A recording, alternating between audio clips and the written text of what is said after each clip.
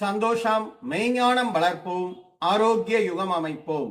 அன்னையை வணங்குவோம், தந்தையை வணங்குவோம், நம்மை வழி நடத்தும் நம் முன்னோரை வணங்குவோம்.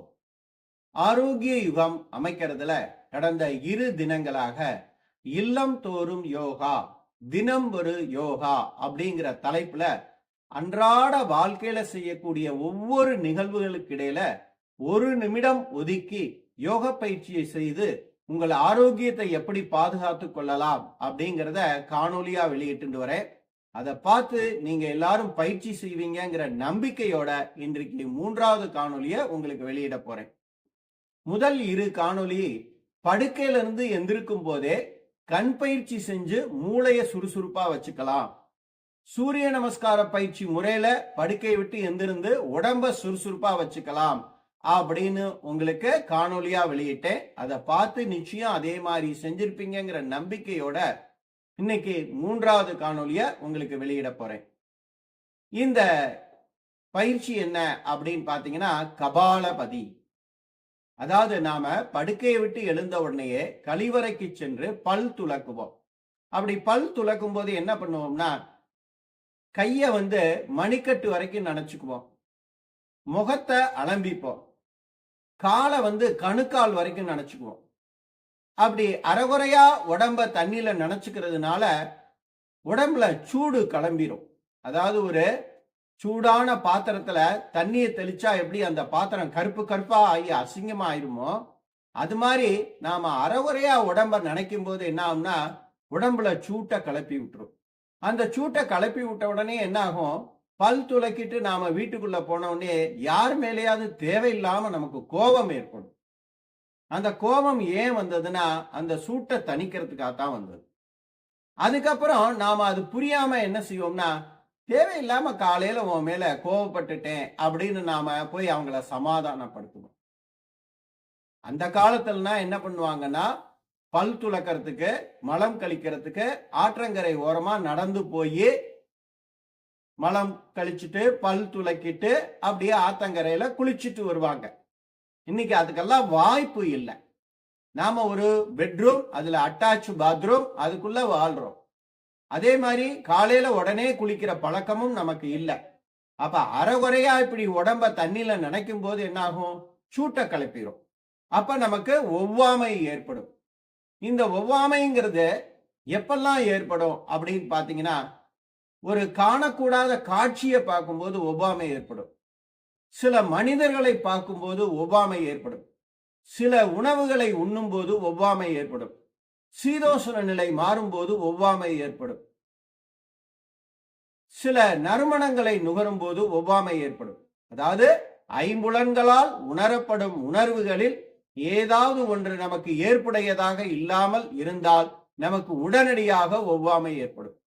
இந்த ஒவ்வாமை ஏற்படும் போது நாம என்ன பண்ணுவோம்னா மூஞ்சி எப்படி சுருக்குவோம். அதாவது பிடிக்காத ஒரு மனுஷன் வந்தாருன்னா மூஞ்சி எப்படி சுருக்குவோம். ஒரு அதிகப்படியான குளிர்ச்சியான உணவை உட்கொள்ளும் போது நம்மளை அறியாமையே தும்மல் வந்துடும். சீதோஷண நிலை தப்பா இருந்தா நமக்கு தும்மல் வந்துடும். இந்த தும்மல், மூஞ்சியை சுருக்கிறது, இதெல்லாம் தான் கபாலபதி.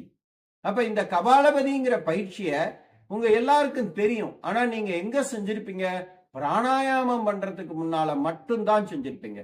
இனிமே அப்படி செய்யக்கூடாது. பிராணாயாமம் பண்றதுக்கு முன்னாலையும் செய்யணும்.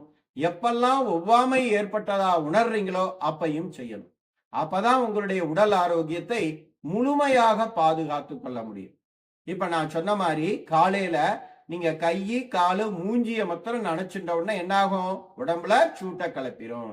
அப்ப அந்த சூட்டை தணிக்கணும்னா நீங்க பல் துலக்கிய உடனேயே அந்த மூஞ்சிய அலம்பிண்ட உடனேயே கபாலபதிங்கிற பயிற்சியை 7 முறை செய்யணும். அது எப்படின்னு இப்ப செய்முறையா காமிக்கிறேன்.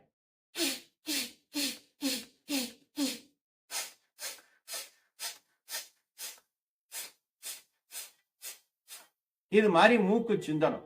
ஐயா இதுல முதல்ல வலது பக்கமா முதல்ல இடது பக்கமா அதை பத்தி கவலைப்பட வேண்டாம். வலது பக்கம் 7 முறை, இடது பக்கம் 7 முறை, 2 மூக்குலையும் 7 முறை.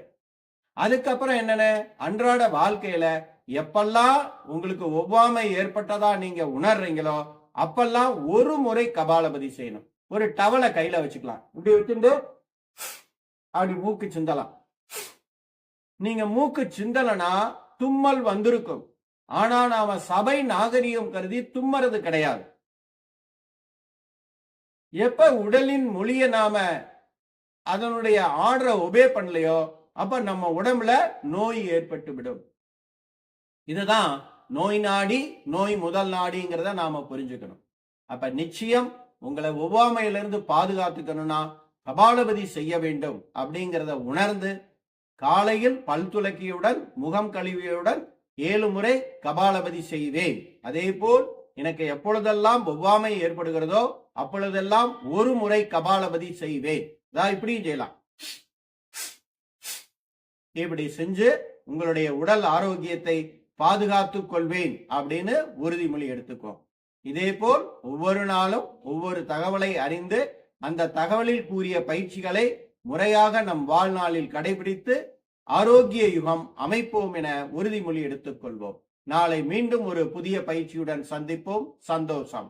நமது real simple yoga foundation YouTube சேனலை புதிதாக காணும் அன்பர்கள் சப்ஸ்கிரைப் செய்யவும், அருகில் உள்ள பெல் பட்டனையும் பிரஸ் செய்யவும், காணொலிகள் பிடித்திருந்தால் நண்பர்களுக்கும் உறவினர்களுக்கும் பகிரவும், காணொலியில் கூறப்படும் பயிற்சிகளை செய்து பலன் அடைந்திருந்தால் அடைந்த பலனையும் பதிவிடவும்.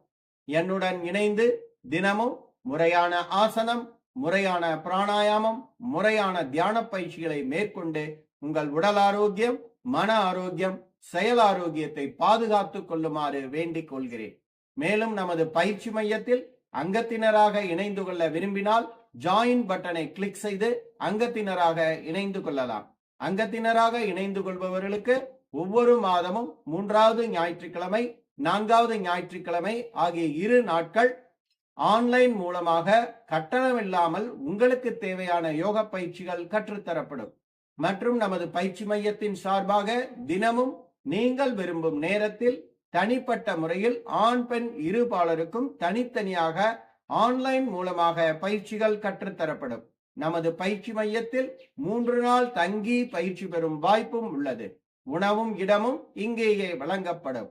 சர்வதேச அங்கீகாரம் பெற்ற யோகா ஆசிரியர்களை உருவாக்குவதற்காக இன்டர்நேஷனல் யோகா ஃபெடரேஷன் என்ற அமைப்புடன் இணைந்து யோகா ஆசிரியர் பயிற்சிகளும் கற்றுத்தரப்படும். மேற்கண்ட பயிற்சிகளில் கலந்து கொள்ள விரும்புபவர்கள் எனது தொலைபேசி எண்ணான 9789889680 இந்த எண்ணில் தொடர்பு கொண்டு பயிற்சிகள் பற்றிய விவரத்தை அறிந்து பயிற்சிகள் கலந்து கொள்ளுமாறு மீண்டும் அன்புடன் அழைக்கின்றேன். சந்தோஷம்.